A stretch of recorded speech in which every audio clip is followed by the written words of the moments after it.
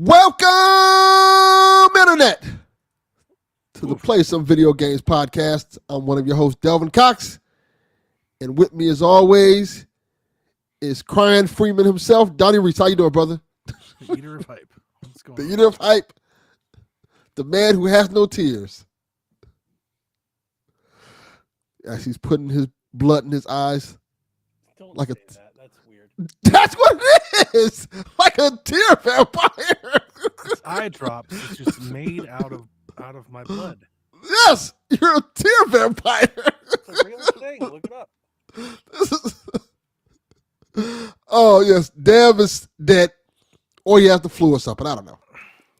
Yeah, that's going around, man. I saw like a CBS report that said that public health put like 40 states on like high alert. Can I tell you a story about that? Sure. It's a quick one. So, I haven't been paying attention. As Donnie knows, a lot of people don't know. I think that was Monday. Oh man. Yeah, because we did PSXP.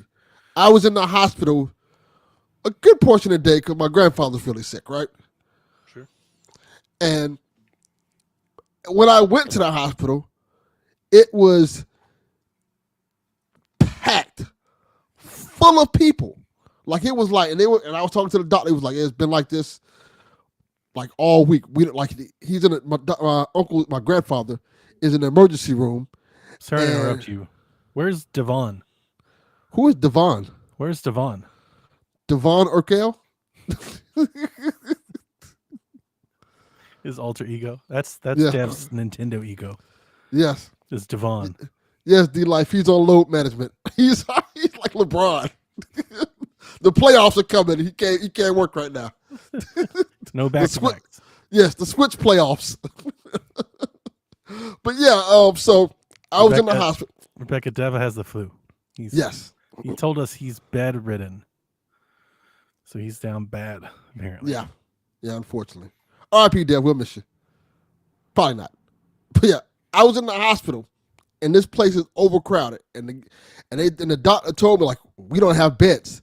So your grandfather just got to stay in this emergency room bed until we get beds. As a matter of fact, they just gave him a bed today, and he's been there since Sunday. And I was like, what is going on? He's like, we don't know. All these people are coming in sick, and Yes, we don't. A flood of respiratory issues. Yeah, and Almost so as if the masks worked. yeah, and this is where it gets funny. People don't want to hear it, but And I'm getting to that right now. So, my cousin messages me about asking about my granddad and stuff like, is he okay? And I say, on a side note, be careful out there. The hospital was super full yesterday, close to the pandemic levels of people in here. Because I never know if I told you this, but when the pandemic first happened, I was like in the hospital before they knew what the hell COVID was. They just sent me home. yeah. Yeah. Pretty rough. But yeah, I was like, it's like close to pandemic levels here. So a lot of people getting sick with the same thing. So I said, apparently, use a lot of hand sanitizer and stuff like that. And this person responded to me, thanks, but I'm in GA. Like, oh, so sicknesses can't travel past Florida, I see. I mean, it's been a thing. Like I'm generally aware of it. I know the World Health Organization put out an alert.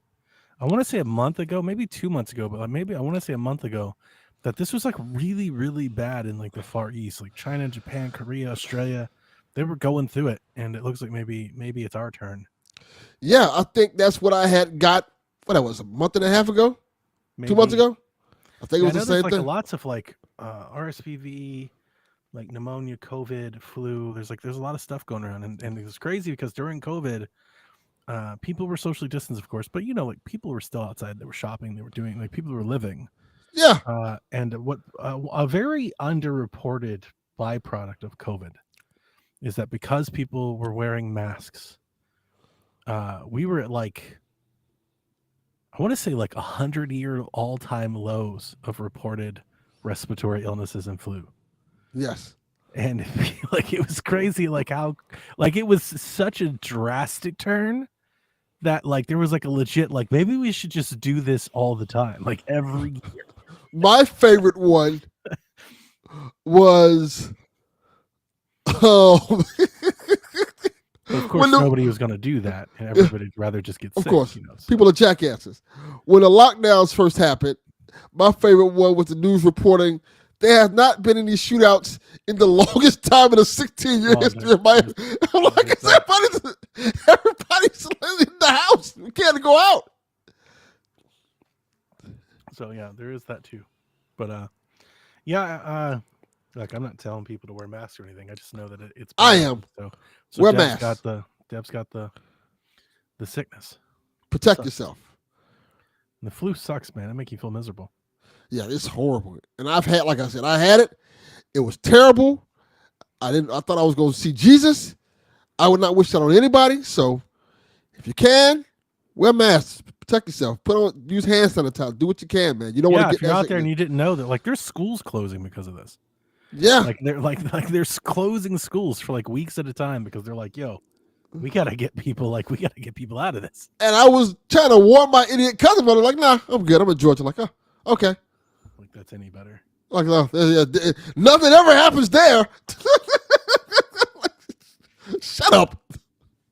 This is why I don't talk to family. This is why I'm like, fuck off. Acting like idiots because it snowed. Yeah. Like, this is why I don't talk to you people. This is why when things happen, I was like, oh, you know what? Let them die. You people. Natural selection. Well, there is that too, yeah. Yeah, like how sometimes people just are too stupid to live.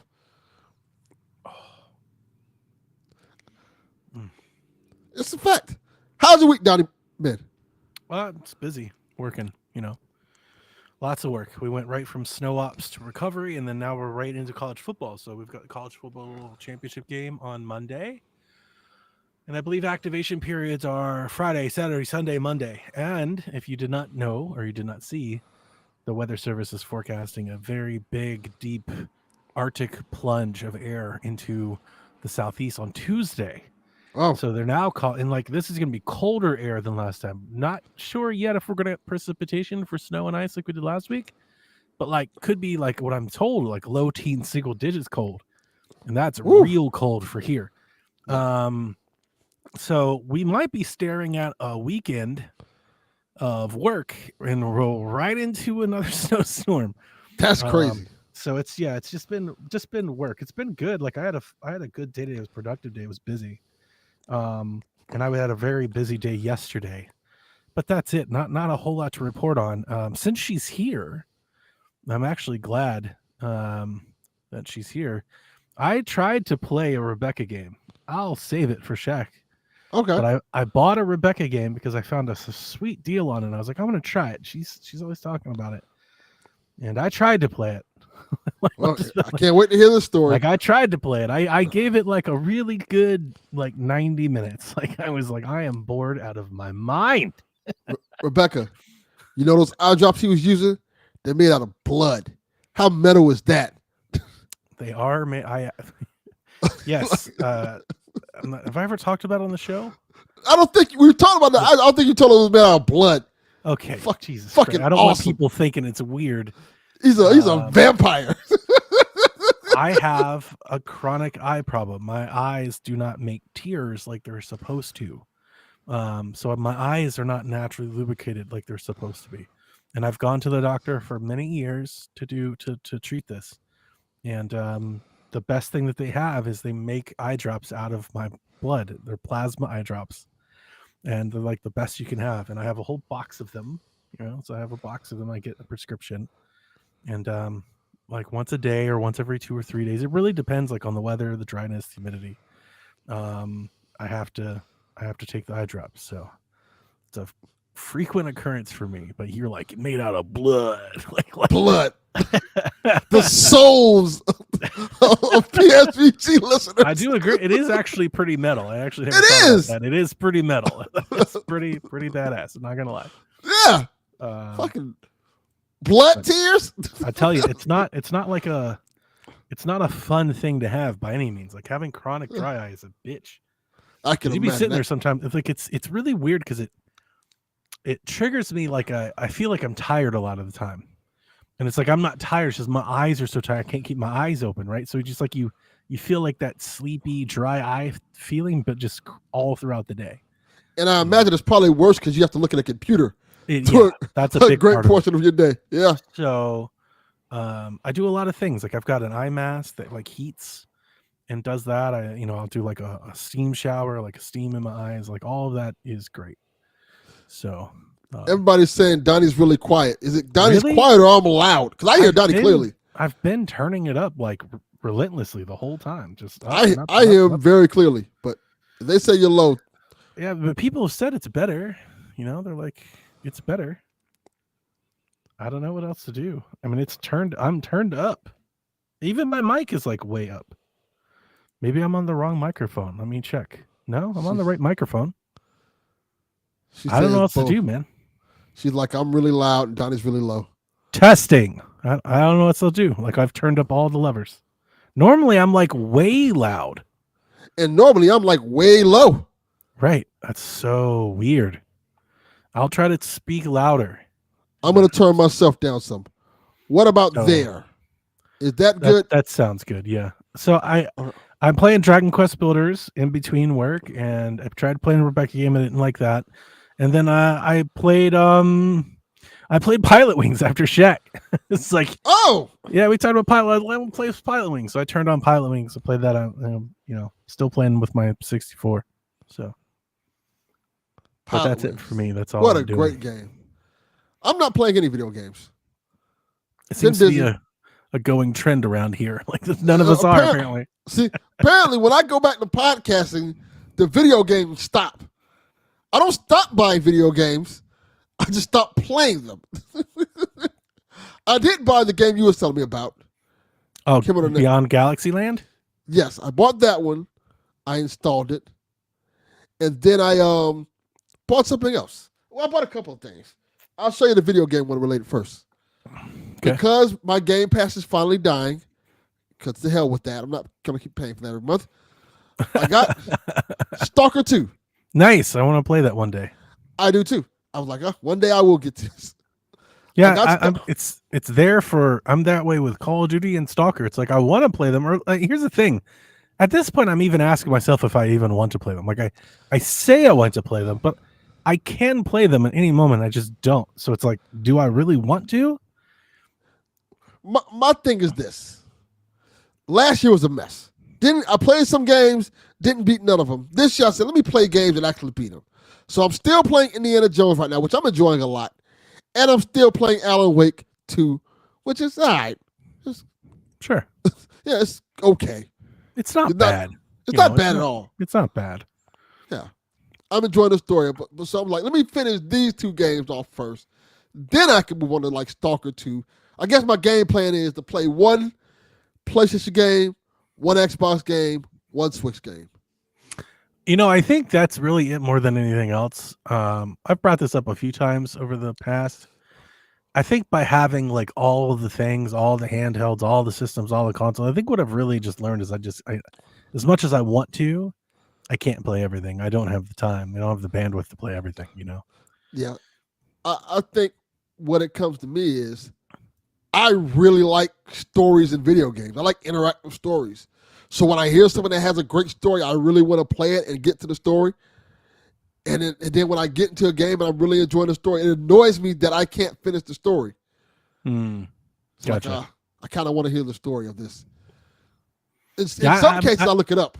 I think for the last couple months, like honestly, since like maybe like September, October, I think I've just been way more selective on what I'm playing. More than anything else, I've just been really selective. I'm only playing things that like I really want to play at that moment. I'm not playing things like out of like necessity or like because of the podcast or anything like that. I'm just kind of playing what I want to play. I appreciate that. And Rebecca's in the chat. Like if Dad wasn't joining, y'all should have just waited till tomorrow. Like fuck PSVG. Right, like we don't have a completely different audience that want to listen to this show. Rebecca's like, fuck, nobody cares about anything else that we do. Just Shaq. Shaq is your bread and butter. I mean, that's not wrong. She's right true. there. She's very true. But there are other people that listen to this show too. Yeah, there's the 8. We have 8 now, Rebecca. We have the Ocho, of course. Yeah. We have the Ocho. have to give them a show. Yeah, Haley, we know. She keeps bringing up. Yeah, we know you offered. If you haven't figured it out, we declined. Yeah. We said no. I don't want to be here till Thursday. Haley was unhinged on XP, man. Look, it's like Tourette's. Her just snaps is firing and a million. It's like she had been kept in a cage for a month and was just bursting to tell you everything. That's kind of what it was. That's what it was. She just, man, it just went fucking firing off in every direction. I was like, wow. That's kind of what it was. And I was tired because I just left the hospital and left work. Like, I don't have that energy tonight. I don't have it. I don't have it tonight. Sorry. Like you got it. Right. Your raise and your meds and then fuck Facebook and whatever the games she hated or didn't like. I'm like, I'm good. Not tonight. Not this week. She ruined Captain America for me. It's been a long week. It's like no. She just straight up ruined the movie for me. Like, all right, well, fuck it. The movie I've been waiting for like years. Wow. Like, all right, well, fuck it. It was wild. Yeah, it was fun. But I did get some other stuff. All right. I mean, I could go get 64 games. I could show you some amazing. Be my guest. 64 box arts. I mean, are you sure you want to save it for Nintendo Shack or? You show yours, I show mine. All right, hang on. Let me go get some stuff. I got a couple things I can show. So Donnie's going to get his stuff. I got a couple of things. Whoa, Rebecca. Yes, but I'll talk about it more when Donnie gets here. But it's kind of stuff that was I talked about a little bit last week. So Donnie's back. So I'll go first. I don't know if people who listened to last week's episode remember I was talking about me getting the G.I. Joe compendium. Yeah. So I G.I. Joe Bible. Yeah. So I was like, I want some more comic books, and I specifically want some Transformers and G.I. Joe stuff that I haven't read. So what I got was, I got this Transformers book. Nice. Which is the modern series they have now to come out. I think this is Image, or no, this is IDW that I really want to read. I also got, it hasn't come in yet, but it'll be in soon. They have the Transformers manga, which is the Japanese Transformers series that I never read. Like, I want to read that too. That's based off of the 86 series. Awesome. And last but not least, I got G.I. Joe Duke. I don't know what that is. What it was happening is they're rebooting G.I. Joe in IDW.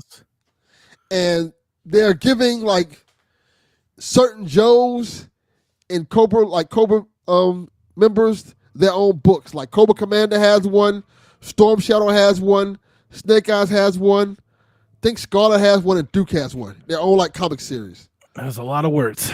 Yeah, so I'm just like, let me start off by reading some of them. Sure. I'm excited. Cool.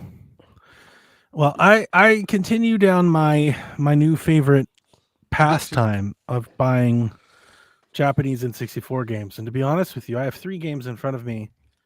My favorite one is the Yoshi cover. That's my favorite one. But these might be my next 3 favorite. And honestly, I think these might just be some of the best box arts I've seen.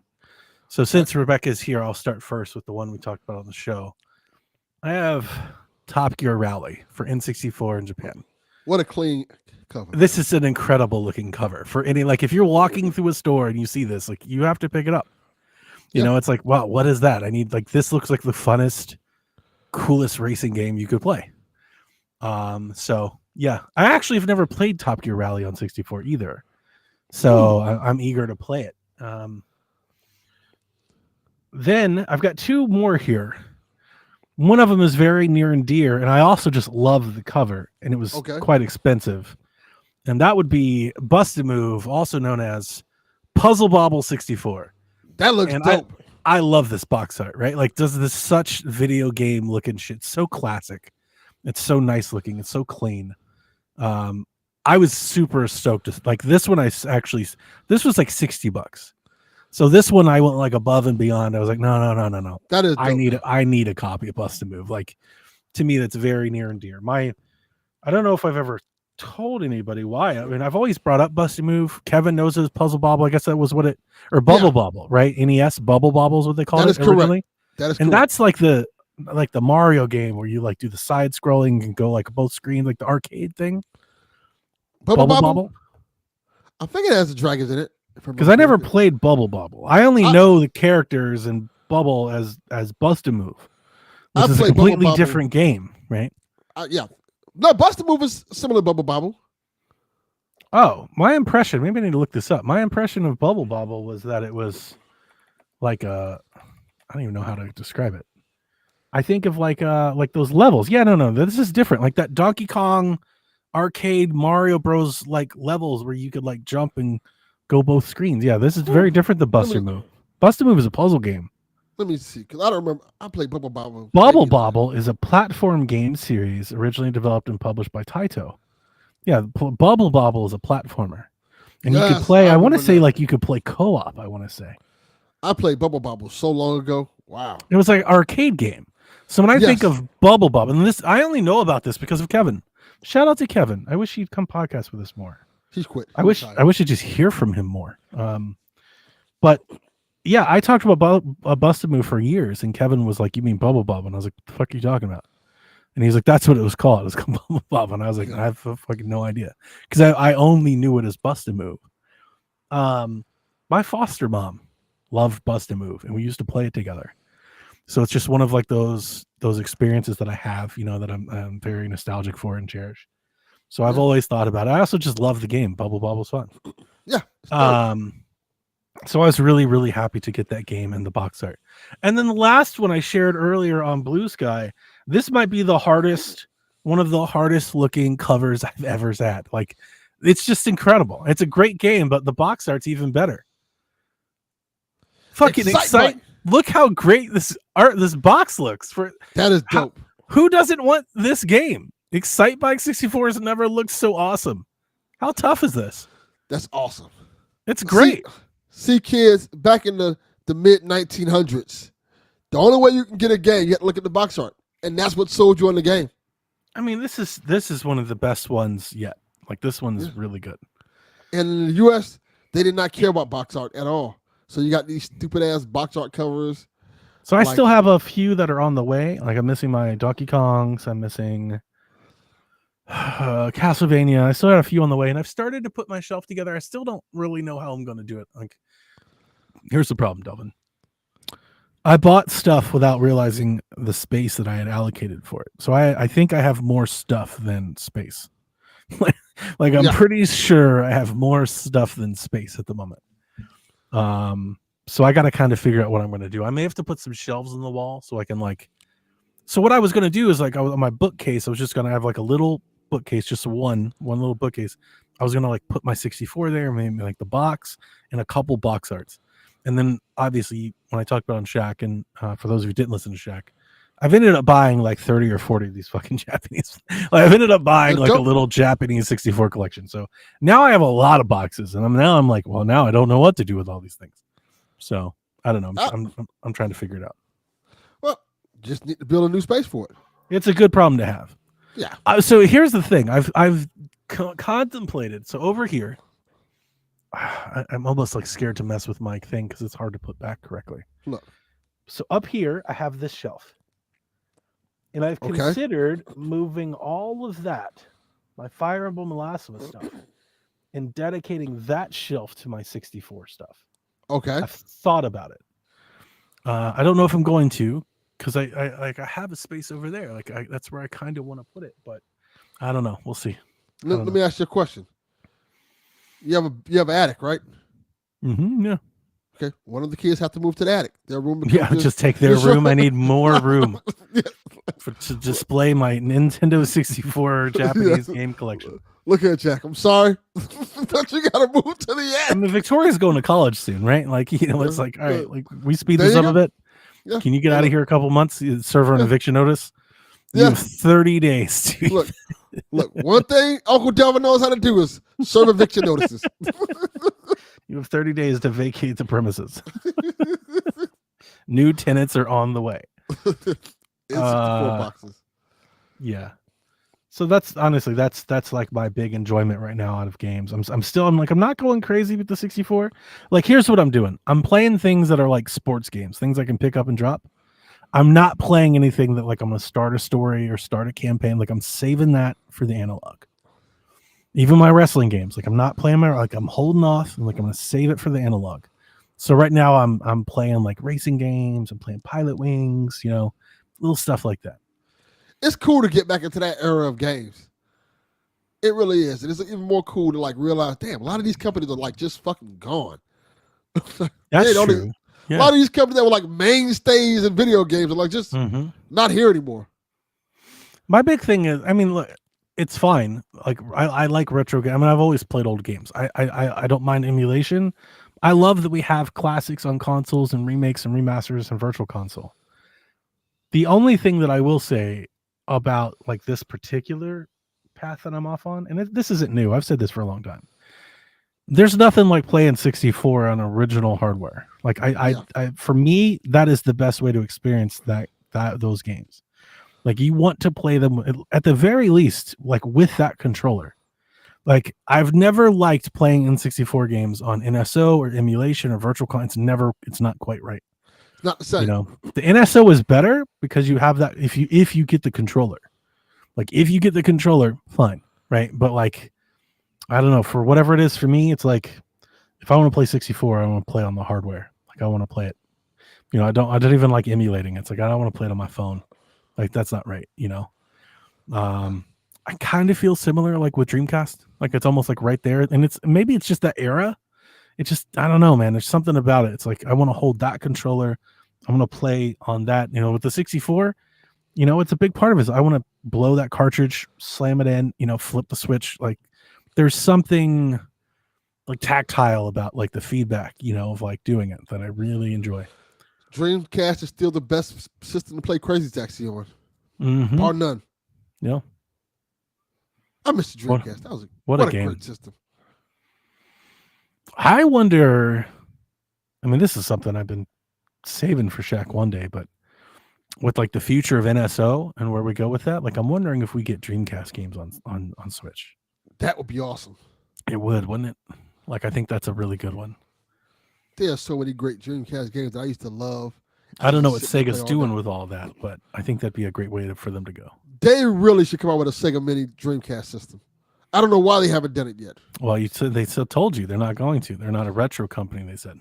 They keep putting out the same Sega Genesis over and fucking over again. Like it's so funny. At CES, they were there, I think, to like market like Evercade games. Like they're releasing like Sega Evercard games. Like 3 days after they were like, we're not a retro company. Yeah. It's like you're here making Evercard cartridges. Yes. Like, what the fuck are you doing? Yeah. Every year a new Sega Genesis comes out. Just make a Dreamcast. Yeah, I'm not gonna lie to you. The Dreamcast is like that would have been the perfect like mini system. I think it would have been great to have the Dreamcast. The Dreamcast Mini would have been awesome. Just make a Dreamcast Mini and put some Sega Genesis games on there. I've thought about buying like a modded Dreamcast on multiple occasions, and I've always held off on hoping that like a mini console would happen. Yeah, I'm considering about it. I have a Dreamcast, but I'm considering getting a modded. When I get mine modded. Yeah, they can mod it where they mod the optical and you can put an SD card in and put all the ROMs in it. And they've got HDMI mods for them. They're expensive. They're not like a lot. They're not very expensive, but they're somewhat expensive. It's kind of like I want something better than that though. Like I kind of want to wait for like maybe Analog will do it. I feel like if you just hold out long enough, you'll get, like the real premium version of that. Yeah. I think Analog, that would be good if Analog did that. They did something like, if they did like a Dreamcast Saturn hybrid, like how you could play. I've always thought if you did the mini, I think a really cool thing, I probably said this a bunch of times before. Like the Dreamcast had like the VMUs that you could pop into the controller and they could do stuff on it. Yes. What I would do is I would program like a screen into the controller and just load all the VMUs on the controller. That'd be great. And you could like cycle through them on the controller. That would be so fucking fun. Like that would be a really cool little nostalgic thing. And it really wouldn't cost all that much. You like a little Tiger electronic screen, you just put it in the controller and you just do that. They Like you should. couldn't remove it like a little thing. It would just be its own thing. I think that'd be awesome. Come on, Yarn. Switch 2.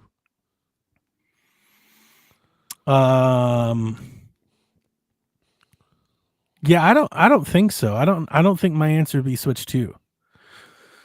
Here's the answer. Truly, the answer is the Switch 2 would have to have like a really great game. They're gonna have that. Like if they had like a surefire like hit, you've got to play it.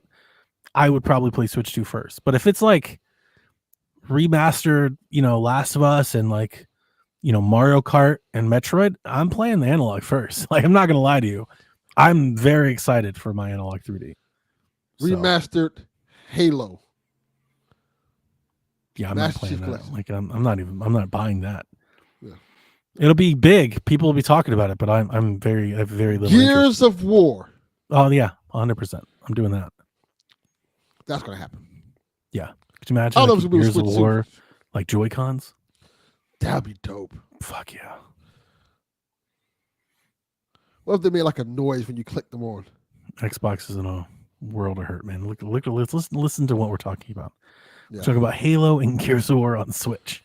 Yeah, they're like, put that shit anywhere else, but what's your console? What have they done? They've just obliterated themselves. They made toasters and they made refrigerators. They don't care. They're like, we're making money and that's all that matters. And their fans are like, oh, they're laughing to the bank. I'm like, is that a good thing? No. Like, does that make you happy? Are we like stunting for Sadia to get another bonus? Like, is that what we care about? I don't give a shit about any of that. Like, the soul of this company is gone. They're becoming Sega. Oh no, it's worse. Yeah. So I don't know. I don't like any of this. I'm gonna miss Xbox. I'll put it that way. I'm gonna miss Xbox. I am too. I think it's gonna be like the E3 thing. The shit I was saying about E3 in 2015 that everybody's saying now as we're almost in 2025. Oh, does E3 need to exist? Nobody needs to do this anymore. And here we are now. What are we doing? I miss E3. That'd be the same thing we're gonna say about Xbox. Yeah, pretty much. We're gonna be talking about Xbox 2035, being like, remember Xbox, man, when they were good? How great was that? When everybody kept saying we don't need E3 anymore, like, yeah, we kind of do. Yep, that's all everybody talks about now. Because now all they do is. Are you happy now? Like Jeff Keighley? Like, is this better? I don't think so. It's not better at all. Not even a little bit. Not even a little bit. Yeah. I am not a fan of the random ass Tuesday. Hey, we're gonna announce some games. Leave me. Get off my fucking timeline. Did you see did you see Splash Damage just canceled that game that they announced at the Keighley show? The Transformers game? Yeah, yeah, I saw that. We talked about it on XP a little bit. Oh, okay. Apparently, they didn't even start it. See? This is what happens when it's just like a media show. Yeah. This is disappointing. All right. Let's get some of these news stories we got. We're going to do some news. Maybe liven it up here a bit. Yeah. Speaking of companies slowly dying. Wow. Let's do this one. We haven't done this one in a while. You know what time it is? It's time for PSVG News. Doesn't matter what you're into. PlayStation, Nintendo, Xbox, or PC. The crew's got you covered. So what are you gonna do? Start the game talking now! Thank you, Travis. Let me ask the question. When Xbox goes away, are we gonna just bleep out Xbox? Everything's an Xbox. I mean, yeah, no, like they're just ever present. Everything is an Xbox. So what does it matter? They're not going away. They're everywhere. A toaster. They're like the Holy Spirit. Okay. You've got the Father, Nintendo. You've got the Son, PlayStation, and the Holy Spirit, Xbox. And it's everywhere. So everything's an Xbox. Everything's an Xbox. Tencent and the Guillemot family are considering moving certain Ubisoft assets into a new venture. This is coming from Bloomberg's reporting, where they're saying that Tencent and Ubisoft's founders are thinking of creating a new entity, which they will then move certain Ubisoft assets over to in an attempt to boost Ubisoft's value. By creating a new venture, And moving some of Ubisoft's IP over to that, it could allow Tencent to own a higher stake in the new entity and then gain more control over those intellectual properties. It's worth mentioning that this is in no way, shape, or form a done deal, and that other alternatives are being worked on. So what are they going to call the new entity? I have no idea. Got to be UB Hard, right? UB Hard. I was going to say Ubicent. Tensoft. Tensoft sounds like some gaming shit, doesn't it? It does. Oh, like you can see that Tensoft. Like, oh fuck, that rings true. That might be good. Just do that. I'm sure they'll come up with some other bullshit name. They'll call it like Anvil or Boulder or some shit. But like, they should just call it Tensoft. That's really good, actually. Yeah. And what property do you think will go over there? So this is the question that everybody's asking, and to be honest with you, I don't know. Like, I have an idea, but like, I honestly could see it 3 or 4 different ways. I don't know. My first reaction is that, especially if you're trying to improve Ubisoft's value, here's the reaction. You move all of your service and risky titles over to the new entity. And you let Ubisoft just focus on their core franchises. But then there's questions. What do you do with Far Cry? It is both a service game, or at least they want it to be. They're trying to make it a service game and a multiplayer game. So, like, does that stay or go?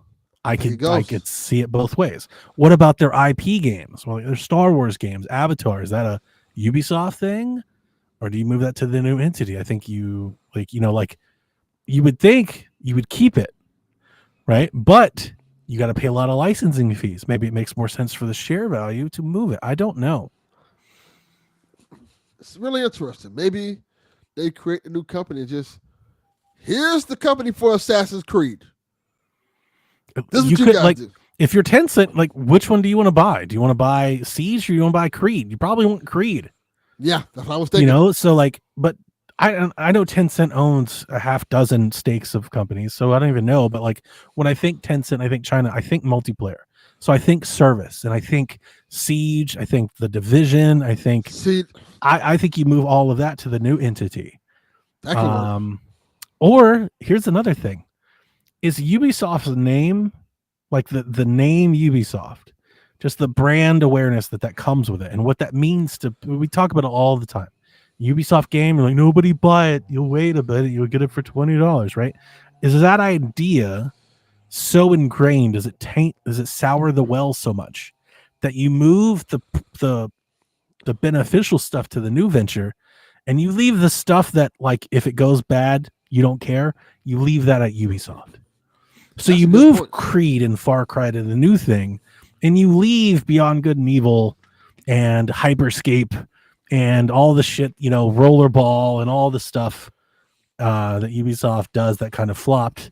You leave that at Ubisoft, and if Ubisoft tanks, then it's easy enough to write it off because you've moved the assets. So how does Ubisoft Plus work with that then? Like, if I just maybe you pull. I think they needed to nuke Ubisoft Plus some time ago. Yeah, like that's not doing them any favors. like letting people play their games for like $14 instead of buy them that's a nightmare. Yeah, they shouldn't have did that at all. Here's the other thing. If you move the valuable properties out of Ubisoft into the new venture, does that like screw over the shareholders that have Ubisoft stock?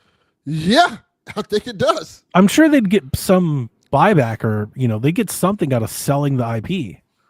But like probably not as much as if Ubisoft sold the company, like went full private. I don't know. Like there's like I'm acting like I know what the fuck. I don't have no idea how this shit works. I have no idea.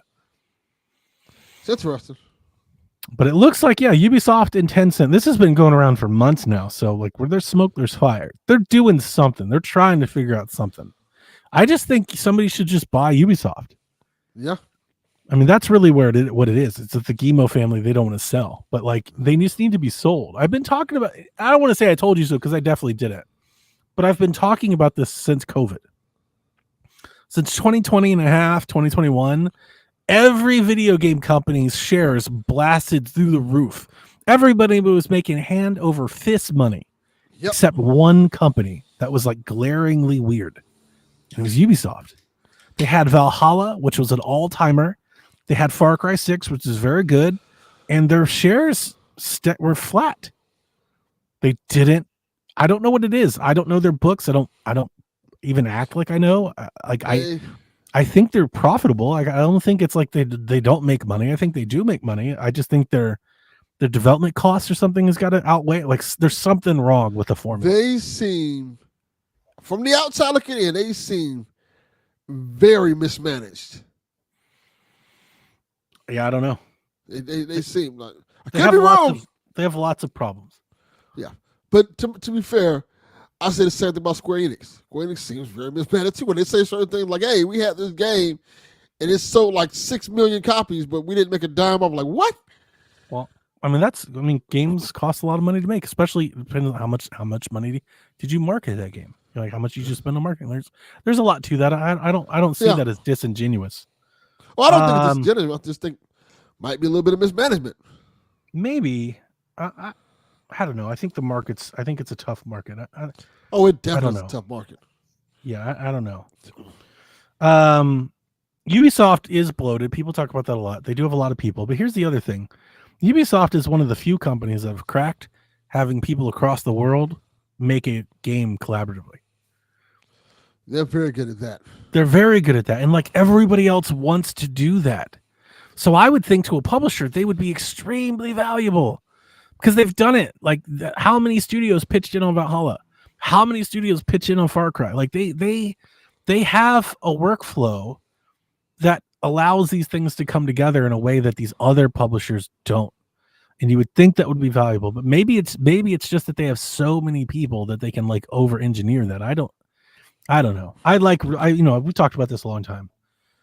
I really love Ubisoft and their IPs. I do too. And I don't want to see them go. I hate the rap that social gamers have given Ubisoft. I'm not exactly sure. I think they're better than that. People call them Ubislop. I think that's completely disingenuous. You don't have to like their games, but they make really good quality games. And maybe they're not game of the year. Who gives a shit? I really love, I've said it for a long time, I love that Ubisoft is like always there for you on a new platform. Yeah. There's something about buying a new system, a new console, a new handheld, and there's an Assassin's Creed game there. Like they're always there. They always show up with a game for people. Yeah. And we just played the Switch where we went an entire generation without EA games or like just until very recently a Rockstar game, like where these publishers, they don't want to take risks. And Ubisoft does. And sometimes to their own detriment, but I like that they're there and I like that they do that. I miss that. I wish we had more of that. I miss Zombie U and Valiant Hearts. I wish they get back to the Child of Light. I like what they do. I do too. I think Ubisoft is a company that, whether people want to say it or not, that inspires a lot of other companies to do things. Their open world is beautiful, is vast, is robust. They do open world better than a lot of people. They give you a shit ton of game for your money. Yeah. Better than most. Like better than most. They really, really earn your $60. Like they give you something, you're going to get a lot out of it. Probably too much. Yeah. They do excellent open world games. They kind of just bring you this whole The Crew. world. The Crew is fucking great. Like that's a fantastic car game. And people are like, "Oh, it's not Forza." Like, God, so does any game to be decent have to be the best thing ever for you to give a shit about it? It's like, okay, like there's only one console that has Forza. What about these other two? Like, I'm telling you, if The Crew comes to Switch 2, I'm buying that shit because that's definitely a game I would like to have on the go. That sounds great. Yeah, it's really fun. They have a good formula that works for the most part. It's just, I don't know. I guess the whole thing of like letting the game sit there for a week and it goes on sale kind of. They've conditioned people not to buy their games. Yeah, and that's a real problem. That's why I think you maybe move to a new venture and you reset that marketing cycle, and you go, no, Assassin's Creed is $70. It's going to stay that way for 4 years. You're going to have to give us money if you want to play this fucking game. And the crazy thing about it is, anytime I hear people talk about the game, they're like, "No, this game's not too bad. This is a great game for $20. It probably was a great game for $72." That's a common. We just saw it. Prince of Persia is one of the best games that came out last year, bar none. Yeah. It was. And I'll hear no other argument. Like, it's one of the best games I've played in years. It's a great game that nobody bought. You know. And I think that's marketing, that's word of mouth, and I think it's just perception. Ubisoft has soured their reputation, and I think maybe moving their assets to a new venture under a new name, I think it's probably a really good idea. I do too. Yeah. I'm rooting for them. Hopefully this is better than hopefully this isn't like a Max thing. Because that's what it sounds like. It sounds like we're not getting rid of HBO and we're doing Max. Like that's kind of what it sounds like it's about to go down. And I hope it's better than that. Becca says 10 minutes to the Switch 2 thing. We're still waiting. Any minute now. Yeah, there's been no announcement yet. Nothing's happened yet. So we shall see soon enough. I was trying to pull up my phone so I can have something up. Let's see. Oh, I got Hello Kitty Island Adventure. That's what I just got. Let's go. I'm in my room playing Hello Kitty Island Adventure. I got to get that game. I'm going to play it. We have some non-essentials from PlayStation. So this month in PlayStation non-essentials, you get God of War Ragnarok, Like a Dragon Gaiden, Atlas Fallen. Remember that game? SD Gundam Wing Battle Alliance, Sayonara Wild Hearts, which I love. It's a great game. Anno Mutationem? Correct. That's an awful name, guys. Yes, it is. Orcs Must Die 3, Citizen Sleeper Poker Club, which I remember from the PlayStation 4 days, and Indiana Jones and the Staff of Kings and Medieval 2 are coming to the super premium, give us the most money for the oldest games tier. You know what? Indiana Jones and the Staff of Kings is a pretty good game. I don't know anything about it, so never played it. If I remember correctly, it was on DS, it was on PS2, it was on the Wii. It's a really fun Indiana Jones game that's probably in line with what people wanted as an Indiana Jones game. Like, it's a third-person action adventure game that you're Indy and you're punching people, you're using the whip, you're shooting. Yeah. It's more along the lines of that. So I'm sorry. If you want an old school Indiana Jones game that's along the lines of more like that type of game, that's one to check out. You're in good hands? Yes. Guess what? What? I don't. I know you don't. I don't want any Indiana Jones game. Like, I don't want any Indiana Jones movies. I want that shit to stay in the 80s where it belongs. Like leave that shit alone. Like, let it go. Let it die. I got to tell you. Kill the past if you have to. You ain't got to worry about the movies too much longer.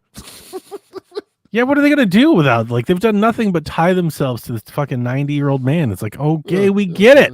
Yeah, he's. I love Harrison Ford, but you know what they're going to do, right? AI him? No. They might do that. They're going to Tom Holland this bitch.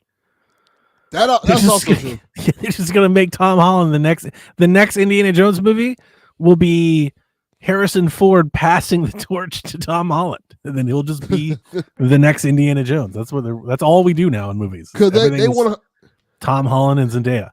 I know you didn't watch it, but in the last Indiana Jones movie, they 100% AI'd him. Yeah, I mean that's been a thing for a while now. Yeah. So, and not gonna lie, that shit was kind of dope. the first half of the movie when they were like, "Here's Indiana Jones again. He's young again." Like, oh shit, this is kind of awesome. And then they brought it back to old Indiana Jones. Like, well, fuck, why did you do that? Nice. PGA Tour 2K25 was announced yesterday. I saw that. Coming soon. How soon? In like a month. It's coming out February 28th. I had to reread the press. I was like, what the fuck?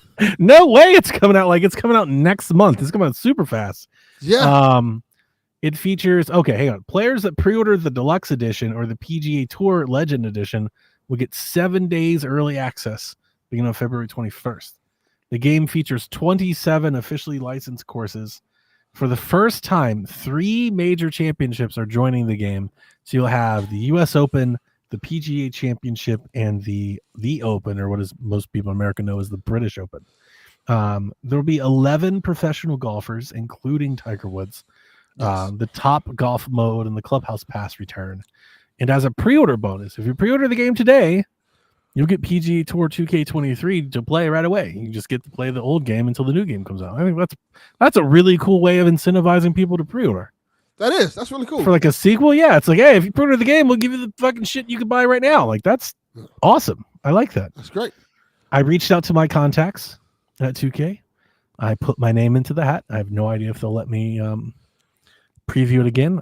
I'm very lucky and grateful for an outlet that's as small as ours. You know, like we don't have hundreds of thousands of views or millions of subscribers or anything like that.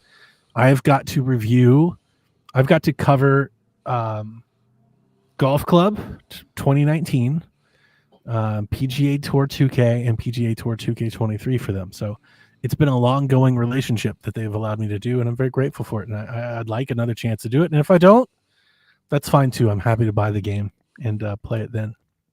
But yeah, this is by far and away the best golf video game now, like in the modern era, like lately.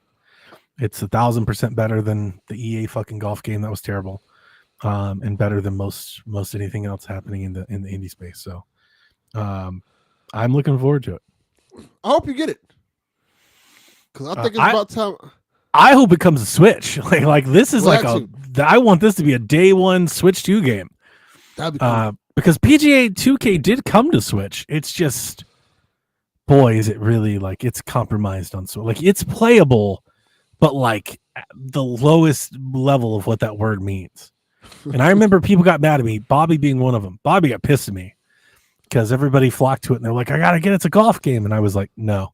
And people were like, how are you going to be like that? You love golf. And it's like, yeah, but it's like WWE 2. It's like WWE 2K on Switch. It runs at like half speed, and the fucking shadows are blinking all over the place. Everything's real edgy. It's like well, I'm sorry, like I'm in my retro era, but like the game just looks really bad. You know, it's just not. I want a Switch 2 version. A Switch 2 version, I imagine, would look great. Will look and run great. You know, it's just like it's a game that's not really equipped for, you know, the Nintendo Switch's 2014 mobile phone chipset. Like it was kind of a stretch trying to get it there. It's playable, but you know, not what you want to be playing. It's not. It's all right. So I imagine everybody's like refreshing their Twitter, hoping for a Nintendo teaser. And they're going crazy. I think they're just going to stealth drop that bitch. I think like we're just gonna be there tomorrow at 10 a.m. and they're just be like, boom, trailer. You know, it's like they do that shit all the time. You know, like yeah, they do. So, but you know, I think people are like, well, they did it in 2017. Yeah, maybe they'll do it again. I don't know. Sega just filed new trademarks for Echo the Dolphin, fueling speculation on what that might mean. Are you an Echo the Dolphin fan? It was okay. It was cool. I wouldn't call myself a fan. I'd be interested to see what a modern Echo the Dolphin game would look like. I never played it. Cool. I don't know anything about it. I heard Mike and Jeff talking about it. They were pretty excited about it. Oh shit! Rebecca says she hates it. I thought they said it was pretty cool. Like apparently it was like pretty revolutionary at the time or something. Maybe. At least that's really. I've never played it. Rebecca doesn't like dolphins. That's what it is. Is that the what is that shit game that we got for Wii? Endless Ocean? Is that the Endless Ocean of its day? Echo the Dolphin? I don't think I even thought of Endless Ocean. Probably is. Yeah, Endless Ocean is trash. Rebecca doesn't like dolphins. That's trash. Oh man, Yarden, that would be amazing. I predict a tweet that says stay tuned for next week.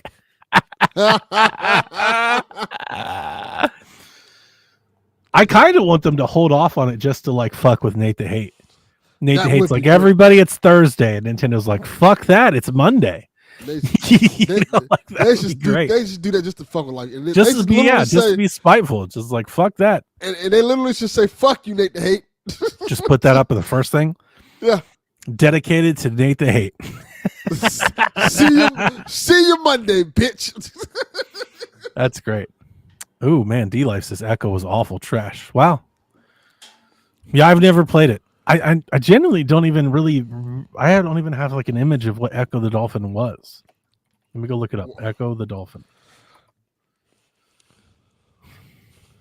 Oh, this looks bad. Yeah, so But like this was kind of like all games back then looked like this. correct. That's what I was You going to know, say. it's like I can't be too upset about it. It's like, yeah, everything kind of did this. Let me look at it. I need to see like a video. What is Echo the Dolphin? Let me put an Echo the Dolphin gameplay. I'm looking up Echo Duff right now.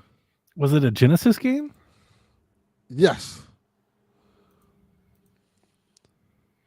So it's just a platformer where you swim around? Correct. Kind of looks I'm like looking Donkey at- Kong Country. Yeah, I don't think it's that good. Yeah, I mean, okay. If this was rock, okay. if this, tickles your pickle, sure. I imagine a modern Echo the Dolphin game probably would be cool. Doesn't do it for me. Yeah. Doesn't work for me, brother. Not for me. Yeah, I'm not doing that live. I'm not like, ooh, we got to play Echo the Dolphin. The last headline that I have is Switch Watch.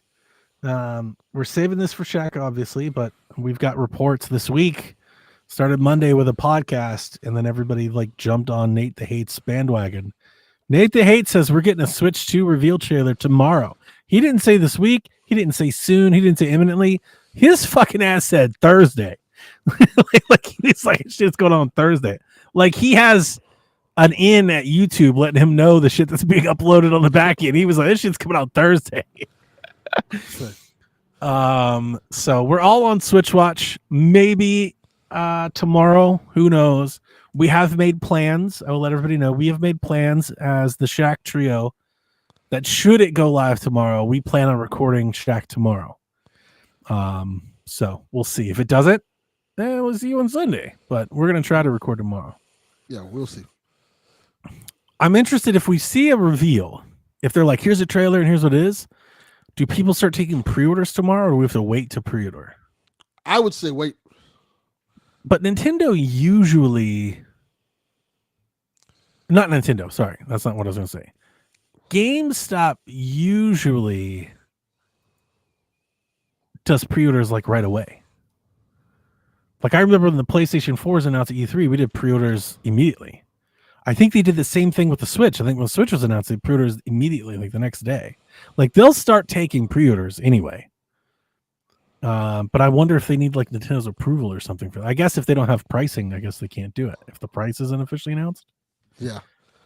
Well, they're gonna announce the price. Like if they're gonna show the console, they're gonna announce the price, right? Or do you think no? They could. I mean, I think it'd be really weird to have like a trailer about the console and not tell anybody what it cost. That's kind of the whole point. Yeah, it could. It could be like, oh, they're like, here's what it looks like, and we'll see you in March. Like, what the fuck? Yeah, they might do that. We know what it looks like. Everybody does. The world knows what it looks like. What we don't know is how much it costs. You'll find out soon.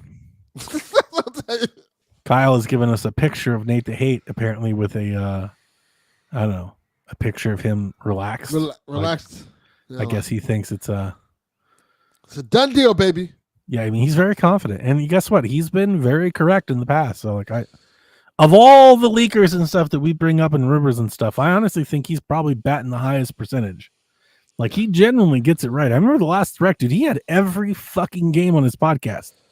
Like, he had the whole direct. He had it like a week ahead of time. It was like, that's crazy. No, this is a chance you do something really funny. It really is. They just hold off like a whole month. We get nothing for weeks. I would do it. I'd be petty as fuck. I'd move the whole launch back. I'm like, nope, we're launching in June. Fuck it. Fuck him. Fuck him and the horse he came in on. I'd start loading fake trailers on the back end. And then I would tell people it's because of him. Because of Nate the Hate. Yeah. They'd be like, Nintendo, there's rumors that you're going to do such and such. You respond to those rumors? I'd be like, yeah, I will. I will respond to those rumors. You know, oftentimes they're like, we don't comment on the internet. I'm like, I'll comment. Oh, that'd be so good. I hope the Switch 2 is a Wii U. I hope they double down. They stand on business, and they're like, "Nah, you fuckers are gonna get this. We're gonna do this better this time. You guys don't know what you didn't have." That'd be hilarious. We have all these portables, all these pictures, and everything. They just come out with some home console, Just the Wii U. Virtual Boy, Switch U. virtual reality. People would be so mad. That's some millennial shit. We just root for chaos. We're like, how do we just Of blow course. this whole fucking thing up? Because we're broken people. We are. Yes. I don't have any rumors. Oh no, I do. That's true. You That's do. not true. So Virtuos was linked to the Xbox's Oblivion project, and apparently that Oblivion remake is a complete Unreal Engine 5 remake. Have you ever played Oblivion?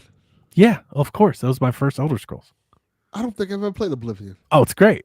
I mean, it's old, but it's great. Like here's the funny thing. It's like people kind of talk about like this, like it's not a big deal. Like, oh, it's like a remake, and it's like this is a huge deal. If they're like, we have a complete remake of Oblivion coming, like that's a massive deal. That sounds cool. So, yeah, I'd be all into that. Like, thank you, Game Pass. I'll definitely get on some of that. I don't know how much I would play it. I mean, it's old. They would have to read. I imagine they're not changing the gameplay a whole lot. I would think so. But I think this is an idea. I think the idea here is Elder Scrolls 6 is so far away. We've got to get something out. This is close enough to it. Yeah. And let's acquire people till Elder Scrolls 6 comes out. Yeah. On PlayStation 6. Rumor, Xbox is reportedly set to reveal. I'm going to read you this, Delvin. You tell me what you think it is. A new entry in a legendary Japanese IP in their direct next week. I think it's Yakuza. But it would be funny if it's Shenmue. That would be funny. I think the entire internet is speculating. I think they're correct. It's Final Fantasy. Oh, that would be cool. They're going to talk about Final Fantasy 17 or 7 or 6 or whatever number they're on. They're going to be like, finally, after all of these years, it's finally coming to Xbox. Literally last. Coming to everything else first. And then now we're here, be excited, get hype about it in our direct that we finally are letting you peasants play this game.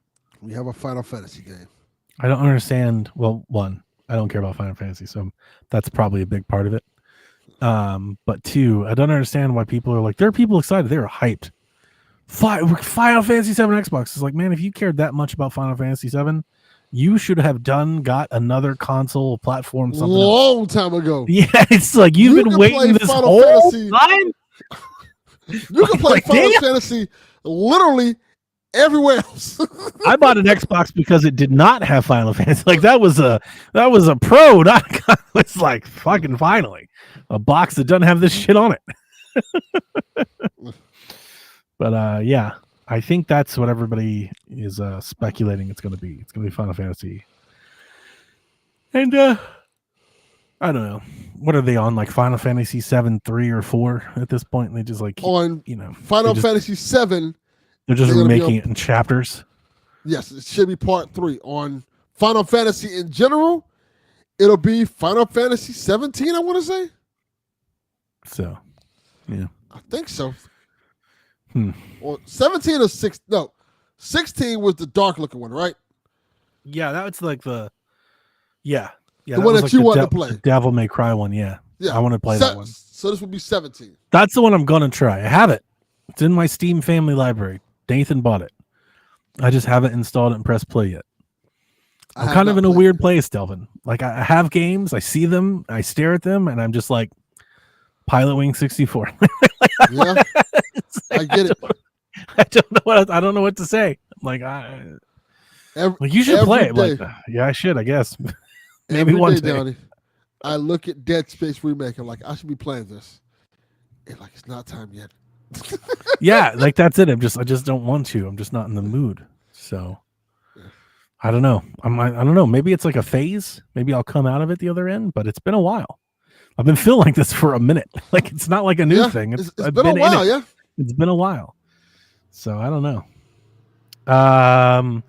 The Rude sent us a couple. Over under 77.5 for Sniper Elite Resistance. says the last 2 Sniper Elite games both got a 77. Did they just make the same game over again? I didn't know there was a new one coming. I didn't either. I'm going to say I'll take the under. Oh, fuck it. I'll take the over. I was going to look it up, but like, nah, who gives a shit? I'll take the over. Who knows? I don't think either one of us knows. So, like, no, we don't. Not even close. I'll just pick the other one. One of us will get a point. I'm hoping it goes 77 again. That would be great. Neither one of us get a point. That'd be amazing. And he says, and since there's enough smoke for this now, over or under 398.5 for the Switch 2. Over. That's the easiest over I've ever heard. It's 100% over. I'd be shocked if it was. I know nobody believes this. I'd be shocked if it was only $399.99. Like, that would be more surprising to me than if it was $500. I can see 2 SKUs. Well, here's the thing. I think they're probably going to make some of this money back because I think they're going to price the console aggressively because they're going to raise the price of games. And I bet they're getting a kickback from these SD cards that they're doing, which makes me think that those SD cards are going to be mandatory. They're going to tell us you need the express one because we get 15% of every one of them that is sold. And that's kind of where my head is. That's where I'm thinking they're at. Because if you look at it, like, it's based on everything we've read, and I'm by no means a fucking expert. They're doing what they do. They're using older components, right? They're using an older motherboard, older GPU, older chip, but still SSD storage. It's still a screen. It's still fabrication. There's a better dock. Like, it's expensive. It's expensive to make something like that. To me, 400 just seems like the margin is super, super slim at 400. I agree. Makes sense. I don't know. Maybe they do a bundle. I could see a bundle with better storage. I could see like 256 at 400 and like 512 or a terabyte at 500. But that's not really Nintendo's thing. They usually, not always, but they usually just do the one. I don't know. 400 to me just feels like hope. And I do agree with people. I think for most people, they don't want to pay more than 400 for a Nintendo thing. And I think that's fair. And I think that's true. It's just in this climate where everything has gone up and inflation and tariff. I don't know. 400 just seems it's like you're asking for a lot. What if they sell? Almost feels greedy to be like, it's got to be 400. Yeah. It's like, I don't know, man. What if they have a version without the dock? I mean, it's not crazy on paper. Yeah. But it does kind of defeat the whole purpose of calling it a Switch. Yeah, well, they have the Switch Mini. A point that I would tell you is that, like, that would have been the move to pull for the Wii U, is to pull the tablet out, and they never did it. Yeah. Like, when the Wii U fucking failed abysmally, the move would have been to pull the tablet and sell the console at $199, and they never pulled that trigger. Yeah. Because the tablet was the console. It was a part of the experience. Yeah. So I don't see them doing that. Yeah, Garrett, that's what I was thinking. A Switch Lite 2, essentially. I mean, I think that'll come later. That'll come for Pokemon, but I don't think we're getting a tablet only and then a dock separate SKU. Because here's the other part. Then you run the risk of what if a lot of people buy just the tablet and not the dock? That's a good point. Then it becomes a handheld. Like that's now you may. What if you end up with a lot of docks sitting around? Like they want you to have the dock. So, yeah, I don't think that's. Plus, the dock is a USB port, an HDMI port, an Ethernet port, and some plastic. A fan. Yeah. It's not that big a deal. The overhead on the dock is a lot. See, the difference is you're looking at like, well, if you remove the dock, we'll keep the price low. I'm looking at it like the dock is so cheap, but if they put it in the box, they can keep the price high. They're telling you, look at what you get. Because if you take the dock out of the box, then people are going to be like, why is it 400? Why isn't it 300? 500 with the dock now. Yeah. I mean, I think the smart money is $399.99. Like that's probably the most conservative play. But with just everything we've seen over the last year, we've actually had companies. I never thought I'd live to see a company raise the price of a console. Yes. There's a wild thing that happened that we all just took in stride. They were like, that thing you bought yesterday costs more now. Like, what? That was the wildest thing I've seen in a while. Like, hasn't this shit been out for years? Like, shouldn't the price be opposite? Nah, costs more now. More money. More. What? So like that stuff has me spooked. I'm gonna buy it either way, so it doesn't bother me. It's $100, like here or there. Like, what's the difference? But like, part of me is there's like 20% of me I'm reserved, thinking like, oh boy, people are gonna be big mad when Nintendo says $499.99, aren't they? Like they're gonna start screaming and tweeting all angry letters, and I'm gonna be like, good. That means I'm gonna be easier time getting mine than you. Like, yeah, you hold out. Like I can see it. That's a Steam Deck price. They'll be mad. I think the reason, again, I think it is $399.99, and I think the reason is because they're going to get a kickback off of those SD cards, and because they're going to raise the price of games. Yeah. Without doing those things, I bet that damn thing would be $500. Yeah. Yep. We get back to the days for $100 cartridges. Perhaps. Anyway, that's the news. So you can do the questions. All right, let's get to these questions. All right, let's see. Which one goes? We'll start Barrett33. Barrett33 asks, if you were making decisions at Ubisoft and had to sell one of these 3 IPs to Tencent, which would you choose? Far Cry, Assassin's Creed, or everything Tom Clancy? I mean, I think like it's an easy question for me. I would give them everything Tom Clancy. I think that makes the most sense for them. Right. For Tencent. It always feels like too easy of a question to answer. It's like, that's not really. The harder one would be, which one would you get rid of, Creed or Far Cry? If you had to get rid of one. Well, which one you think would get you the most money? It would be Assassin's Creed, correct? Creed. You think Creed so? would be Creed would be the most money. And which one you think would get you the least?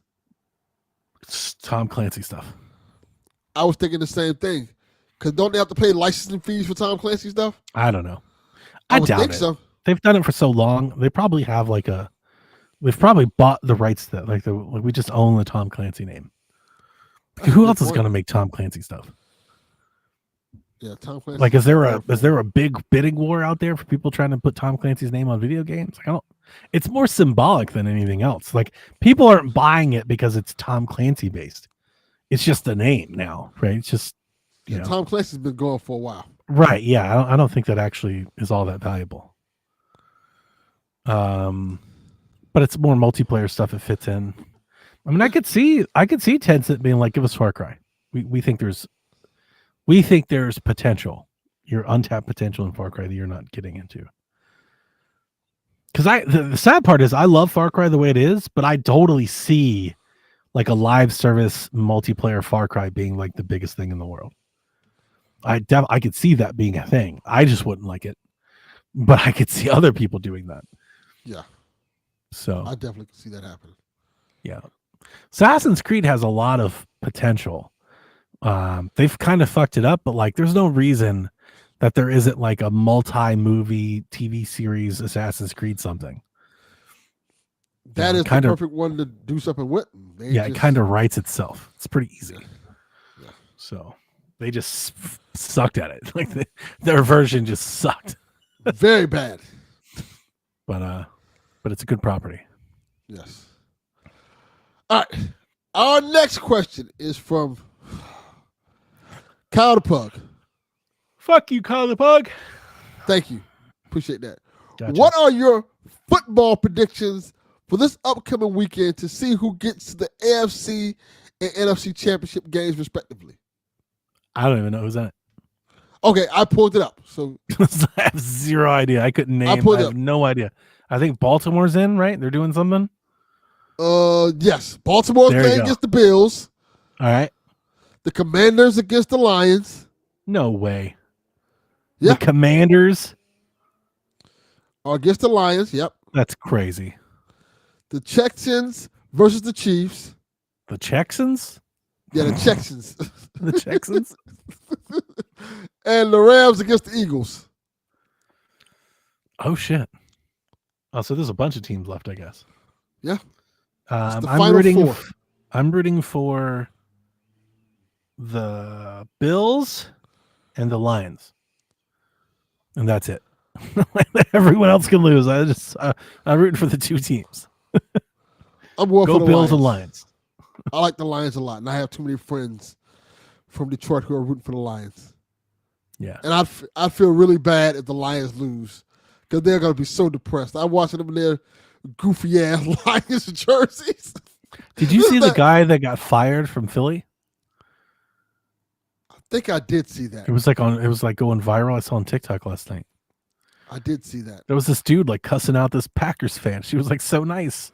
And he was like, listen here, he's calling her the Z word and shit. And then they found him. Like people looked him up, found his employment, told him, they were like, yeah, we had to fire him. Yeah. That's wild. That's crazy. That's social media this generation. Don't do shit with cameras around because they will find you. Look. But yeah, I'm going for the Lions. Nice. Yeah, I got to root for Flex. Rooting for Jason. Not really. He'll be all right. Hey, if the Lions can do it, it gives me faith as a Browns fan. One day. Yeah. One day. Like the light might shine upon us. We can take these bags off of our heads. Maybe one day. At this point, like I'm actually starting to go the opposite way. The Browns are such a joke. Like I just kind of want them to lose. Like I'm starting to just enjoy the losing. It's like, let's be great at this. Let's lose in extraordinary fashion like nobody has ever lost before. Let's be so memorable about this. Let's set records. You know, it's like let's go crazy. I respect it. Like that South Park episode where the kids were trying to lose. They got really good at losing. Let's just start doing that. All right. Our next question from Dilfy, a.k.a. D-Life. Who's winning Monday night? Notre Dame or Ohio State? You know who I'm going for. Shut up. We don't want to hear about that. Indiana? Now he's an Indiana fan. Exactly. Oh, this is some bullshit. Where's your Illinois flag, D-Life? Yeah. Where's your Fighting Illini, Mr. Bulls? Goddamn faker. I thought you were a fucking Northwestern fan, Mr. Chicago. Yeah. Oh, now he's all like, fucking Indiana! Hometown! Some bullshit, man. I mean, I'm Buckeye, you know, so like I'm rooting for the club. I don't think I can root for Notre Dame. It was a tough year for my Buckeyes, and they've made a very memorable run here. I'd like to see them cap it off, but Notre Dame's very good. I think it's a tough game. Like they both play really good on defense. I have no idea who's going to win. The last time Ohio State Notre Dame played, the shit came down to the final play on the goal line. You know, so I can't sit here and act like, oh, it's going to be. I have no idea. It's going to be fun. So, I mean, I got to work, and to be honest with you, I've kind of not been watching it like live because I live too on the edge, man. You know, like I get too worked up on every single play. It's like it's not. I think I'm starting to realize this is like maturing. It's not healthy. It's like this isn't good. You know, like I shouldn't be doing this. You know what? You're absolutely correct. You know, so it's like, you know what? Show me the highlights after the game. Like, let me watch it after I already know. Like, it's like I can't take it anymore. I get it. I really get it. Yeah. All right. Seth asks, who are you repping in the TGL? I don't know the hell that means. Okay, so this is a new thing that just started. It's not really new, but it's new to most people. Okay. This is it stands for the Golf League. Oh. And it's a venture that Tiger Woods and Rory McIlroy have put together. They've partnered to do this thing where they play virtual golf on teams against each other. And it's a TV show, and you watch them play virtual golf. And by virtual golf, it looks like, think of like a movie theater where you hit the ball at the screen and then when it hits the screen, it like goes into the digital world. Okay.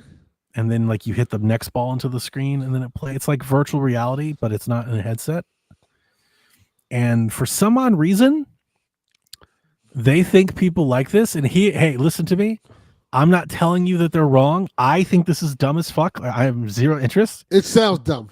But you say that, but what do we see every day? People watch people play video games? Fucking, it's like esports if it was golf. So like, there's a part of it that's like, I understand what you're attempting to do. From the golf side, there's been a lot of talk about like how this could like reshape the game of golf, and it could make golf cheaper, and you could play it indoors and not have to spend tons of money when it takes so much land. I think it's all just bullshit they're trying to do to like sell this. I think it's dumb. It also has like its own weird scoring thing where you get points and the team with the most. Like, I think golf for the most people is hard enough to fucking follow. And now you like add new golf with new rules. Like, it's like trying new math. I don't know. Maybe Also, it's a hit with the kids, but I didn't watch it. I have not watched it. I have no interest. Like, having played golf and, you know, being a golf fan, like the course is just as much a part of the entertainment as the players that are playing on it. And oftentimes the course is more entertaining than who's playing. correct. When you see a hard track, like the British Open, and they're playing in the wind and the rain and the grass is high and shit, like, or the US Open when the fucking everything is burnt and the greens are super fast. You're seeing people's balls roll off into the ocean and shit. That's super fun. You can't get that from virtual golf. This shit sounds dumb as hell. Yeah. This Not a is fan a of it. stupid idea. But I don't know. Maybe they'll make it into something and prove me wrong. But I'm not interested. Doesn't sound cool at all. It's really dorky. It's kind of like, hey, y'all watch me play Top Golf. But nobody wants to watch you play Top Golf. The fuck are you go play real golf. Get the fuck off my television. Oh man. All right. Gamer Guy Lou asked, gotta ask it. What's the first game people are gonna try playing with the Playmate and Motor Bunny? What the fuck are these things? So did you not see the TikTok I posted? Oh, is this the thing? The gamer dildo? So at CES, there was a company showing how you could pair this thing to your controller, and it's a vibrator that sits on a saddle. So as a woman, I guess as a man, but I generally think it was made for a woman, you could sit on the saddle and play a game, and the haptics would work your your fun place. Sure, yeah. Like I'm just gonna say clit, because like we cuss all the time. Like, why not say that? But I don't know, for whatever reason, that sounds way worse than saying fuck. But see, we are an equal opportunity podcast. Some people, sure, male or women, clit women, get your clit fucking vibrated on while you attack people's Geralt in The Witcher or something. Yeah. I'm not exactly sure how the game part. It seems like when I saw it, I was like, this is going to be this is like the next thing you're going to see, like the hot tub girl on Twitch doing. Yeah. You know, like you're not going to be able to see it, but you could hear it probably. You know, and they're like, "What game do you want me to play?" Can we just play games? Oh, I was like, what the fuck are we even doing here? Look, I like sex as much as the next person. Same. But I don't need to, like, you know, remember the episode of Seinfeld where George tried to combine like eating with sex? Like, I don't understand. It's like the best thing. It's the best of two things. Kind of feel like we're getting in that area now. Like, oh no, I don't want to hear Dev love it. He's all about the haptics. He loves it. When you pull the bow back, you're gonna feel it all right. You're about to feel it a way you've never felt it before. I don't know what game would you want to play like this? I don't want to play any game like this. That's what I'm saying. Like, what? I don't know. I don't get it. It feels like a Twitch stream thing. It's like, here's a provocative way to attract attention on stream. Yeah. Oh man, can you imagine me playing Astrobot with the haptics? Astrobot clit haptics. God, that sounds wrong as. Yes, it does. Not Astro. Not Astro. Mario, man, the Switch 2 is going to hit like different. Gonna hit different. Boy, man. Captain Awesome asked, I just finished Cyberpunk. Amazing game, by the way. Yeah. And I have to say the game is a 10 out of 10, but the ending for me is an 8 out of 10. All of them. Do you guys agree or you love the ending of Cyberpunk? I love my ending. Which one did you get?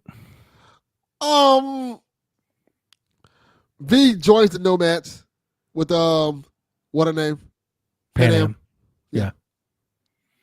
Yeah, that was my first one too. I played Cyberpunk when it was broken. I love that game. Like they were like, hey, the Xbox version is the only one that works. Like, all right, I'm playing the Xbox version.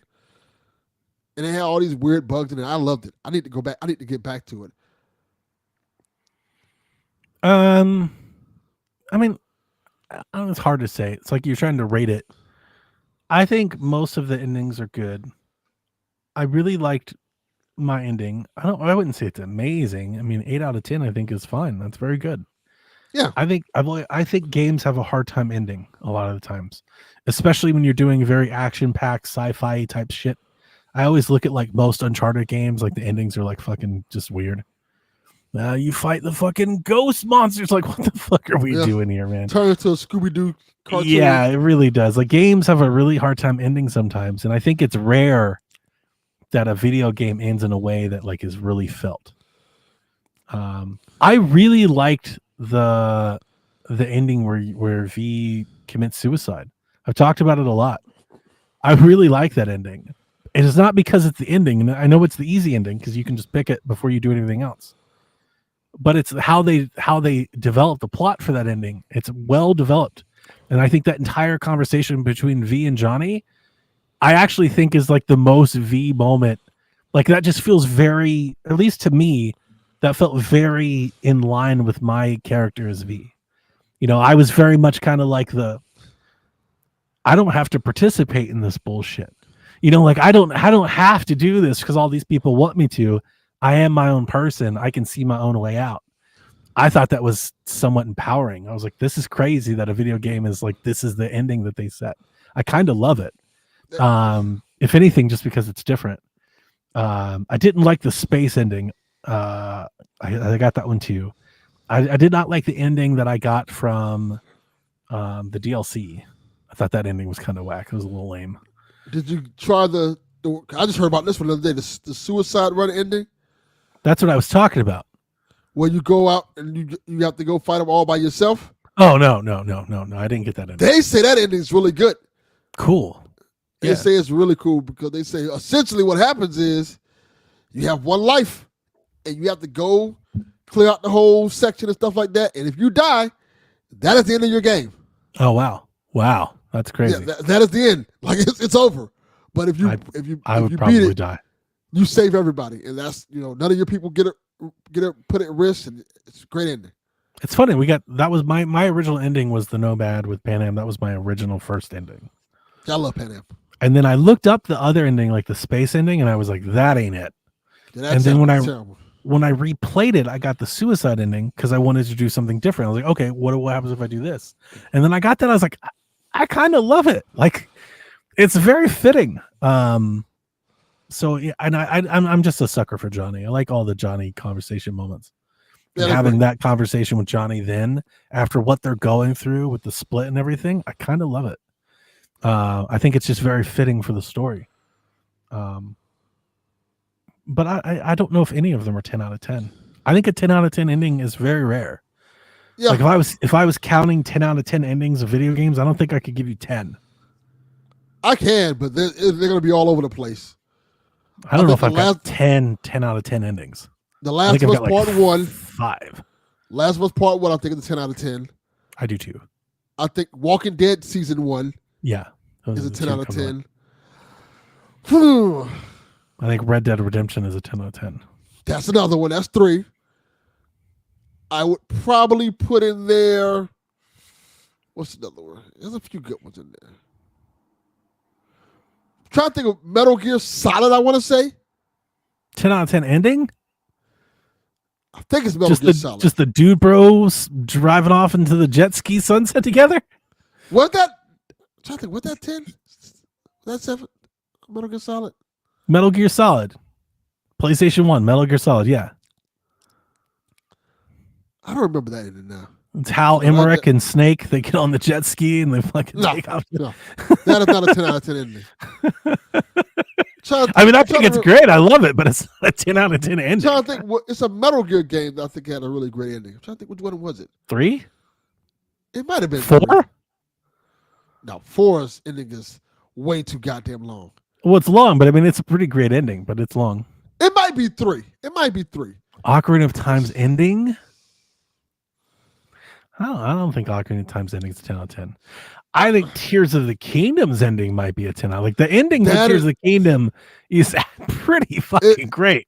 It is dope as fuck. I think it's my favorite Zelda ending. Like it's really good. I was it's like, really whoa. good. Yeah, they really nailed it there. That's one of those endings that, like, yeah, this made it all worth it. See, BioShock? You're at like 4. BioShock? You think BioShock's ending was great? The ending sequence. Oh, hang on. I was thinking of Infinite. No, Infinite. I don't remember BioShock's ending. It's been so long. Mass Effect 2 is definitely 10 out of 10. Well, I'll let you have that one. I wouldn't know, but fucking mid-ass game. I know it's so many people's favorite, but I legit don't get it. I love BioShock. I love Mass Effect 2. Stare at these people's eyes. Like they're just like the whole time. Like, I don't get it, man. Yeah.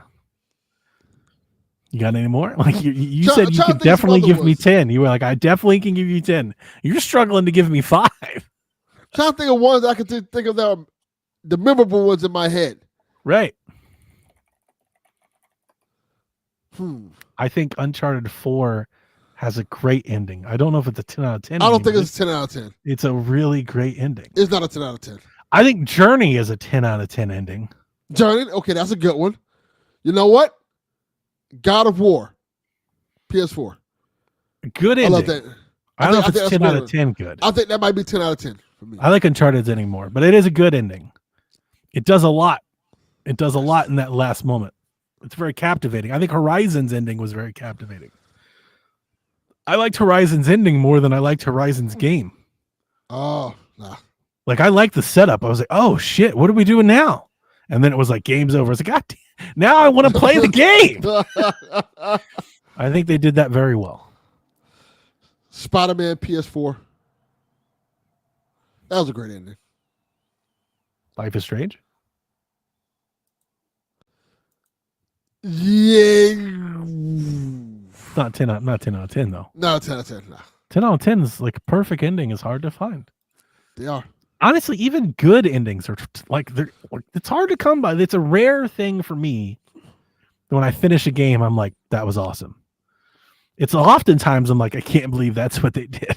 It's like, this is how we're ending. And I think of a million games like that, right? I think of Infamous. I think of Rage. So many games. Just like, oh God, this is how we're going down. I have a fun question. What's a game that is fucking terrible but has a great ending? Oh, that I don't know. I think that might be more common than anything else. Again, it's like, this is all right, but the ending was dope as fuck. You know what? I just thought of a game for our former question. 10 out of 10 ending. Spec Ops The Line. Yeah, that's a good one. That's a great one. That's a great one. I mean, I would throw these in there. I know. I don't think most people would agree. I think the endings for both Call of Duty 4 and the ending for Call of Duty Infinite are superb. Okay. Especially Infinite. Infinite's one of the only Call of Duty games where I actually sat and watched the credits. That's a good one. At the end of Infinite, there's like a credit screen where you see all the people that died along the way. And like, I was like, oh shit, like it actually had impact. I'm telling you, people sleep on that fucking game. That game was incredible. Great solo single player game. I'm gonna go back through some of those Call of Duty games. Amazing campaign. Everybody should go and play Call of Duty Infinite to completion. It's great. Or Infinite. Is it Infinity War? I'm not sure. What is it? Infinite Warfare? Infinite Warfare. Yeah. It was incredible. Endings are tough. It's a hard question because they don't happen a lot. Arkham City. That is a great one. Yeah, I almost forgot about that. Good call, XPS in the chat. Very nice. That's a great one. One of my favorite ones. Yeah. All right. Our next question is from Math Man. The major Switch presentation happened less than 2 months before the release of the system. If the Switch 2 is more of the same, how much time do you think they really need between presentation and release? I don't think they need any. I think we've talked about this for a couple weeks now. I don't think we really need a whole lot of time. I think there will be time. Like, I'm not believing that this thing is launching in March, because I think Nintendo is going to market it. They're going to have events and stuff. I think they're going to do that. But do I think they need to? No. I think that idea that we have to market a thing for a certain amount of time, I don't think that really applies in this situation. People know what the Switch is. It's a common thing. They're keeping the same name. It has a 2. We know it's a sequel. It's not doing anything drastically crazy. You don't have to reteach people what it is.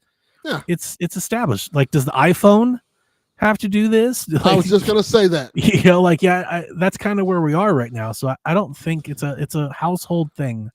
I don't think we need that. What we need is how much it's going to cost. When does it come out? And then they can start jumping the hype with game announcements. Apple be like, Tuesday is the announcement of iPhone 16, and it comes out Friday. Yeah. I think June XPS makes a lot of sense based on everything we're hearing now. I mean, I think generally thinking everybody thinks it's sometime between April and June. And June just has a ring to it for whatever reason.